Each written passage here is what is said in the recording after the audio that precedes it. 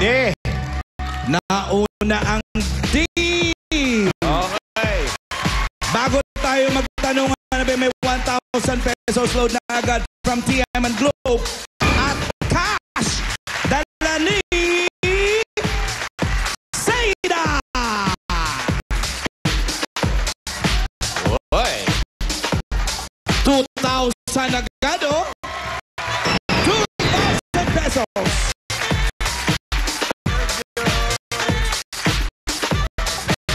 Ginagawa mo dyan. Nagbubugtong kayo. Akala ko nagkikipabugtungan ka sa EB Babes. Ito wala si Joyce, nakakarga ko na nung araw. Hindi nga. Oo. Saan? Sa pagtitipon. Nakakarga ko na yan. Sa isang pagtitipon? Mamaya, kwento ko sa'yo. O, sige. Letter D tayo, letter D. Unahin natin si Freddy.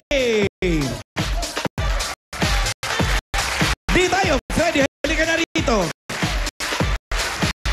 Ayaw mo pang bumaward. Akala ko tuloy, mali tayo eh.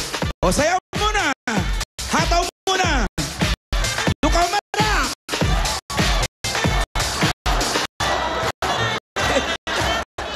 Ikaw talaga yung walang tiyempo, no? Taga saan ka ba? Bulacan. Bulacan? Sino kasama mo? Mrs. mo. Saan si Mrs.? Ayun, basta kung makaway si Mrs. yan. Letter ano tayo? D. Letter D. Alin dito pinili mo?